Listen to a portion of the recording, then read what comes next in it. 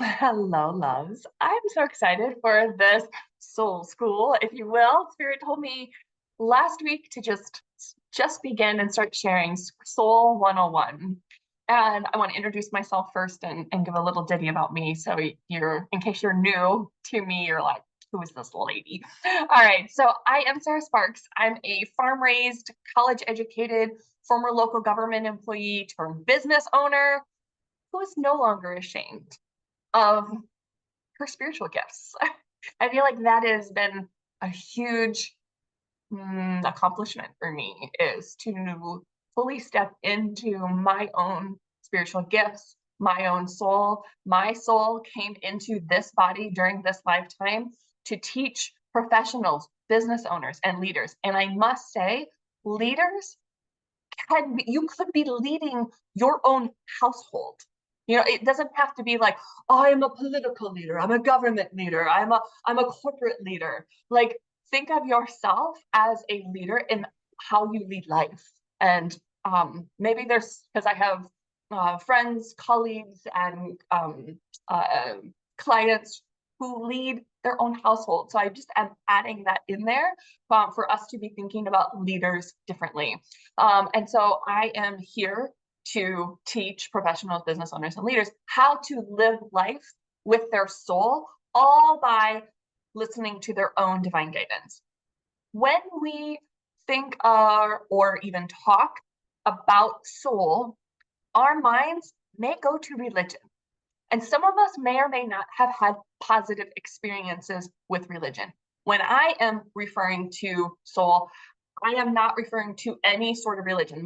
And that's why Spirit has asked me, oh my goodness, since I started receiving information that back in January of 2012, Spirit's like, just call it divine guidance. So it's not attached to any sort of religion. So I have people from all over the world, all different countries, all different backgrounds, cultures, religions coming to me wanting to connect with their own divine guidance. So I just want to make that clear. And that's also helpful because sometimes when we're thinking about soul, we may also be thinking about organizations that you may or may not agree with. Conversations around soul may also have feelings or thoughts about damnation, that you aren't doing life right, that you aren't enough, that what you are doing isn't enough to get into heaven, that there may be some sort of self-doubt. And to avoid that feeling of self-doubt, you don't want to rock the boat. You don't want to cause conflict. You don't want to really say what you need to say or speak up. You don't want to really look at yourself to see just how simply wonderful you are. Because that's not normal. That's uncomfortable. That may even feel egotistical. And so if we step into all of our greatness, that may feel like we're being egotistical. And all I want to say is no, love. That is confidence. That's trust and ease and joy coming out of you. Just like my littles who are 4.5 and 9, they are the most determined, focused, confident young ladies, women that I know. And I look at them and I'm like, they're not being egotistical. They're being their soul. And that is that trust and ease and joy coming out of you. That's you, that authentic, soulful you. And when you hang around me, maybe you've never even thought about soul before. Maybe if you're working with me or you're just being around me, I want you to know right off the bat, right here, right now, I will not put you down, make you feel less than. And I want you to see yourself for the wonderful, miraculous, creative, beautiful, brilliant, happy, joy-filled person that you truly are. I see your soul. It can be a blessing and it could be a curse because sometimes I see somebody for who that they are becoming and who they really are. And I sometimes have had one of my biggest lessons is to just love love them where they're at, and love what is. But I see you for your soul, where you're going, what your soul is truly desiring, and what your soul is trying its best to do is to lead you. And so I created a space for you, and Spirit asked me to create another space, these soul conversations, for that way you can come and step into a space that feels at home, safe, to give you the space that you need to become who you need to be and to just learn. And that is what I desire for you in 2023, is just to be you to the fullest extent, because you're just so freaking awesome. I don't know, you're probably like, you don't know me, Sarah. I do. So what is the soul? So soul, people used to say to me before I knew anything about my gifts, before I knew anything about soul, spirituality, whatever, they would say to me, you're such an old soul. And I would be like, sure. I did not know what that meant at all. People have also would say to me things like, oh, you've got such a beautiful aura. And I'd be like, I have no idea what you're talking about. So if you're there and people say these things to you, some of us spiritual peeps may say this to you, and you're like, I have no idea what you're talking about. Let me just clarify. So soul is the life force energy that is pulsating through you, guiding you, supporting you, directing you. Soul has a chosen divine path. I am able to connect with the soul, and I see it coming into your body during a particular time and space. And so soul has chosen a divine path, and it wants to experience that divine path through your body during this lifetime. I got a great visual that I want to share with you that helped me to understand soul. So you're sitting in your car. So imagine that your car is your body. So you're sitting in your car in the driveway or garage or wherever, and you're sitting in your car, and there's the screen. That's if you have a screen. Some cars don't, but my car does. So I have this visual. There's the screen, and you can turn the screen into a map, and it could become your GPS. So if you're sitting in your car and you're like, well, car, where should we go today? What do you want to share with me, car? Like a lot of people do when they come to me. They're like, well, what does divine want to share with me? What should we talk about? And now that I have this visual, like, you wouldn't sit in your car and be like, well, I'm kind of hungry today. The GPS system would be like, would you like to know about some restaurants?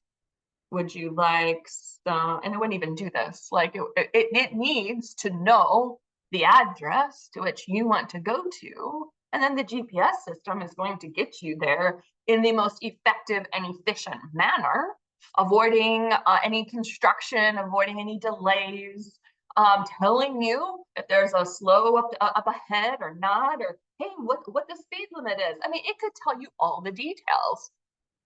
But if we don't know what address to input in there, we may just put in Chinese restaurants, and up comes like 32 of them in a 20-mile radius. And you're like, oh, well, which one should I go to? I mean, at least that's a step in the right direction of knowing that what kind of food you want. But here's the thing, the soul is that address that you enter into the GPS system. And the GPS system is spirit, divine, source, creator, wisdom, infinite omnipresence, whatever it is that you want to refer to. That the GPS system in your car is that greater knowledge, but your soul is the address to which you enter into it. So it's so important that you get to know your soul. So why is the soul important? The next portion that Spirit wants me to cover is when you feel lost, soul, your own GPS, is there to help you get back on your own divine path. Soul, your energy is connected to all there is. It is connected, plugged into, and I love this. Oh, another great example. I teach by examples in case you're new to me. You're like, what? But all right, so imagine an outlet. I have an outlet right here. And this is an example from Abraham Hicks. I love Abraham Hicks. I love her. I love Esther channeling Abraham in the collection of energies. So I listened to Abraham. And so the outlet. There's a vacuum that you have. We all use a vacuum, whether we like to or not. And you have a vacuum. If you vacuum the entire house without plugging it in, you're not doing any good, right? You're not, it's not sucking up the dirt. It may leave tracks. It may look like you have vacuumed, but holy buckets, it would be such a waste of time to not actually plug the vacuum in. And so soul, importance of connecting to your soul, understanding your soul, is you are automatically connected to divine. You're plugged into divine.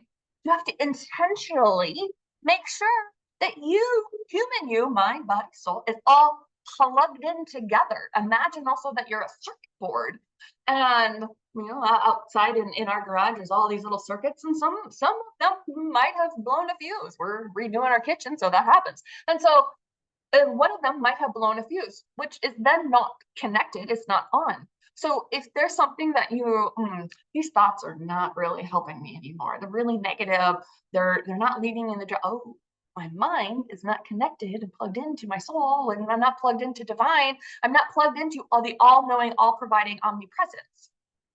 And so getting to know, it's why it's so important, is to get to know your soul, understand your soul. What does your soul want to experience this May? And I said that at dinner one night with some friends, and the husband we were with, he's like, Sarah, you realize that people normally don't think that way, right? And that was so helpful for me, because that is how I think. is I wonder what my soul wants to experience. I asked it this May, I asked it in April, like April 30th, and it told me, and it was like, I'll just read it to you, like moments in nature, moments with my girls, holding hands with my husband, and then so forth. There's a few others, but some of them are kind of intimate. So because we're just getting to know each other, I won't go there. But I asked my soul what it is that you want to experience. I have made it my mission, and I don't feel that I am any different than you. Like I said in the beginning, I'm a farm raised, college educated, former local government employee turned business owner. I didn't have some sort of extraordinary background. Grew up on a farm in Iowa, for goodness sakes. I picked sweet corn to buy shoes for basketball practice. I sold sweet corn to buy books for college. Like, I worked from the age 15 to 18 at a gas station. I'm not some extraordinary individual. I just happen to think differently and had some really shitty experiences in my life. And I chose not to experience them anymore. And I wanted to dive into why I'm really here. I feel like a lot of people that I connect with also do that. It's just, they're like, why am I here? What is my purpose? I've struggled enough. I've had enough. Maybe you've gotten sick enough. Maybe you've had enough arguments. Maybe you've had enough sadness and frustration, and you're just like, I don't want to experience this anymore. There has to be a different way. That's the importance of soul. I also wanted to share with you the importance of soul is, like, when you feel alone, and I want this information was life-changing for me, so I want to give it to you right up front. When you feel alone, That is ego trying to keep you safe. Ego is a part of the human personality that was developed between 7 and 11. A lot of times we think ego as it is bad, edging God out, part of the devil, it's egotistical, all these like teachings and stuff. Ego is just part of your personality that's here to keep you safe. It was developed between 7 and 11. I'm a 9-year-old. There's no way I would put my 9-year-old in charge of my life, in charge of my business. So why would we put our ego that's just trying to keep us safe in charge of our life and in charge of your business, your livelihood? So ego is over here going, are you sure you're enough? Are you sure you're ready for this? This morning it started creeping in for me. You've never taught a class like this before, Sarah. Are you sure you're going to be able to do it? And I know how to lovingly parent my ego to get the ego on board, which is something that I teach and I share with you, so that way you can use the same things and you could like say zip it. But I want you to have that bit of information about why soul is important, because to know the difference between ego and soul, or a thought that you're thinking versus a thought that you're receiving, just know that when you're feeling alone or lost or questioning things, soul never has you question things. Soul is an encourager, a forward thinker. Soul doesn't hang on to regret. Soul instantly forgives. So if you are having concerns around forgiveness, that's a human part of you. That's part of the ego wanting to prove itself right and trying to keep you safe, because if you would let go of this and forgive, who do you think you are? Ego may say. But I want to reassure you today that you are never alone, and you can find your way out of the dark, out of the forest, out of the confusion, out of the not enoughness, whatever it is metaphorically that you want to say, by connecting to your soul, getting to know your soul, and learning how to talk to your soul. The next part that Spirit wants me to cover is, are you your soul? I had a client come to me and be like, okay, my husband has recently passed. I've had some major life changes because of this experience. I'm having spiritual experiences. And all of a sudden I realized that I might and may well be a soul. And I never thought of it that way. And I was like, oh, maybe I should include that in the soul one-on-one lesson that Spirit wants me to share with you all. And I want to say to you, yes. Are you your soul? Yes. People in various ways, like I said, have asked me things like, am I doing life right? Am I living my purpose? How do I know this? And I want to share with you that your soul is leading you, directing you, nudging you onto your divine path all the time. There is a visual, and I was going to bring it up, but I'm not going to find it now. The visual that Spirit gave me is, your soul is if there's a graph, your soul has one line, and it is going always on this straight line. Your soul knows. Your soul knows why it came here, who it's to connect with, what life, like all experiences that you want to have in your life. Yes, you do have free will of whether you want to experience them or not. And then there's the mind, and it's all over the place. And then the body's like, no, I want the sugar, I want the la la la la. And then all the body's over here, and I want to have these experiences, la la. So what Spirit was like, Sarah, your mind and your body are like the two little kids trying to get on the bus in the morning to get on time, and they're all over the place and can't get their shoes on and having a hissy fit and can't find the backpack and all the things.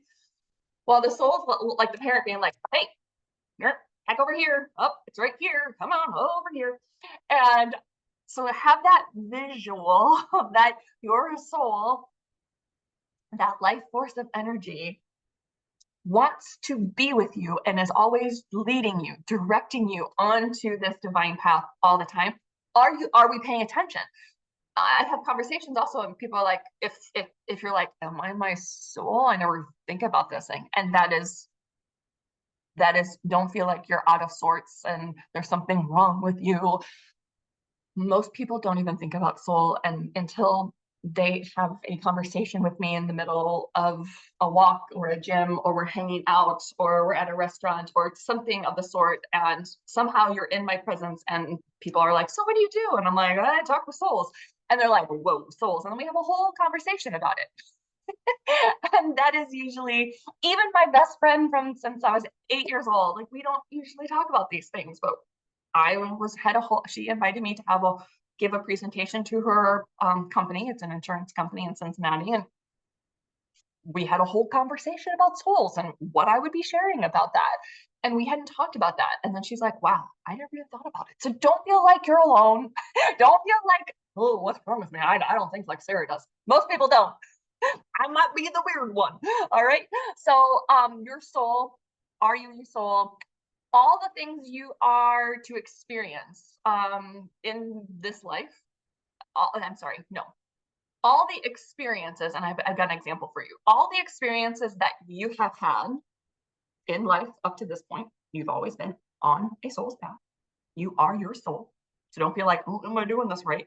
I'm reassuring you that you are. All of the experiences that you had are either showing you what you do want or what you do not want. These, I'm guessing, I have a pretty good, after channeling lots of souls, souls callings and things, the lessons that you are learning along the way, the things that you have really struggled with, those biggest life lessons, the biggest pain in your book, I am willing to assume that this lesson, that this struggle is the exact thing that you are to be doing in life. Meaning, this may be your soul's calling. And I have an example for you. So I asked my soul when I was 18. I asked God. I didn't ask soul because at age 18, I did not know I had a soul. So I asked God, I was like, I feel really overwhelmed with all the questions about that are coming to me about what do you want to study? Where do you want to go? What job do you want to get? What college do you want to get into? This was like, I was 18 in August, right before my senior year. So like whole senior year, I was 18. And so I was making all these decisions in my senior year. And I just felt overwhelmed. And people were like, oh, do you have a boyfriend? Do you want to get married? Where do you want to live? And I'm like, I'm 18. I have no idea what I want to do with my life. And I have no idea what I want to study in college. So I felt really overwhelmed. And so one night, I was raised Catholic. And so it was like, and I mentioned that too to my mom and my parents. And they're like, why do you mention Catholic? You should know that you could talk with God. I did not know. All the CCD classes, all the Sunday school, know I could have a conversation with God. I didn't know this. And so one night I took a stab in the dark, literally in the dark, because I was like gonna go to bed, and I was like, God, what am I supposed to do with my life? And I'm thinking that we all ask that question, maybe at 18, maybe at 38, maybe at 58. We all have it at different ages. At 18, I asked. And that night I had a dream. It was very clear to me. I was walking along the beach. Water was to my right. Sun was setting. It was a big body of water. I couldn't see the end of the water. So I knew it wasn't like a pond or a lake. And so I was like, whoa. And the sun, it was like a teal color and all these very beautiful watercolors. There were seagulls flying over. Seashells were underneath my feet and I was like crunching on them. There was, it like all my senses were firing up, and there was moisture in the air and I could feel it on my face. And there was a gentleman 12 feet in front of me, 6 feet tall, dark hair, like brown color, like mine, a dark tanned neck, broad shoulders. Everything about this scene in the dream felt like home. It felt like that is right where I was to live, to be, to exist. And this man, couldn't see his face, didn't know who he was, felt like home. And I was like, whoa. I had that dream. So I knew when I woke up from that dream, that was my answer. But instantly I thought, well, I mean, it couldn't be that easy. Like I just asked God for something and I got the answer. I didn't trust it. And I instantly started being logical about it. Have y'all ever been logical about something that you shouldn't have been logical about? You're just like, heck yeah, that's the answer, go! And then like logic starts kicking in like it did for me and was like, you can't tell people that you're gonna move to a beach and you're gonna meet a stranger? Like, that's not going off to college. That's not working. That's not the thing. That's not the path. Like, what are you gonna tell people? And what are they gonna think about you? Are they gonna accept you for being this person? Oh my gosh. I can't tell people that I prayed to God and then I got an answer through a dream. That's gonna make me sound crazy. These were all my thoughts. 18-year-olds. Hey. But guess what? I had that dream once a week for the entire year until August 1st of 2000. Yes, I graduated in 2000. And in 2000, August 1st, 2000, that dream stopped. And August 1st is when I met my ex-husband and I walked away from myself and I went to him, and I knew that I was not supposed to be with him, but I went with him. I went on a date with him and I literally turned away from everything that I had worked for, who I was, everything that I had learned. Basically, I abandoned myself. And it has taken a good 20 years for me to forgive myself for that, welcome that 18-year-old back into my life, reassuring that 18-year-old that in fact, you are now married. Hey, 18-year-old self, you're now married and have two amazing children by that man in the dream. That man in the dream is Craig Sparks. And reassuring that 18-year-old that you can come on board. You didn't lose out on anything. But the biggest struggle that I had was truly listening to that divine guidance and trusting it. And here, and the further I went for this 10 years that I did not listen, and I was with the ex-husband, and I kept walking away from myself, abandoning myself, the further and further I got away from my soul, the further into depression I got. And the sicker I got, my more stomach hurts. I would end up in the ER a lot because of stomach stuff. All these indicators of go back to your path, go back to your soul. I'm right here. I'm right here. I wouldn't listen. So the biggest struggle that I had was, I feel, is not listening to my divine guidance. And that was the exact thing that I needed to do for myself. And then in turn, share with others and teach others that. So I have noticed when I'm channeling for others that the biggest life lesson and the biggest struggle is the exact thing that you're to be doing in this lifetime. Your soul's calling. Also know, if you're like, I don't know how to figure that out, I cannot connect the dots, Sarah, I cannot scan out from my life and see it from an aerial point of view and see where I'm supposed to go and what I'm supposed to do, and connecting all these dots.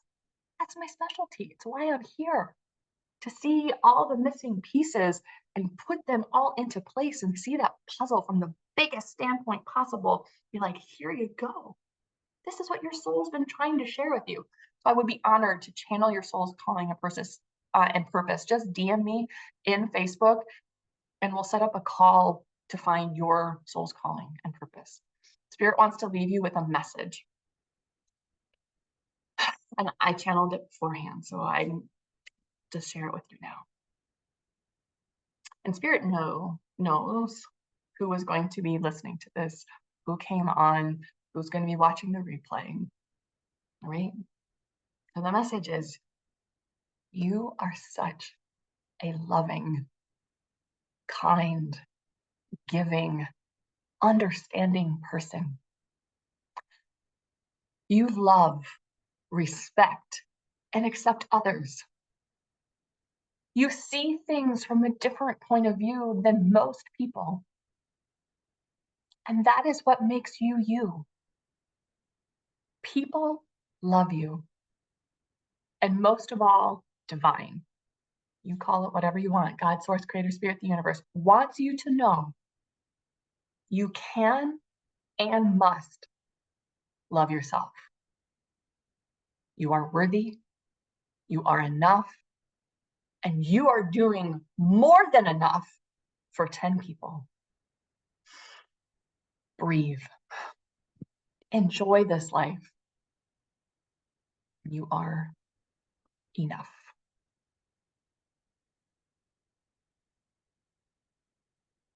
Does anyone have any questions, comments? I'm happy to give you any sort of guidance that you need today. Feel free to ask me or put in the chat. Thank you all for being here and showing up, joining me, and let me know what your own takeaways are, what you want to put into action. And yeah, I am here for you. And thank you, yes. Thank you, Fernanda, for being here and showing up. You're so welcome. Drea, thank you, Uplifting. Yes, thank you. And Paula, I always learn so much. Well, thank you all for being here. I will let you go. It is past the half hour, so have the most wonderful day, and we'll see you next week for lesson 2, Soul School 102. All right, bye, love.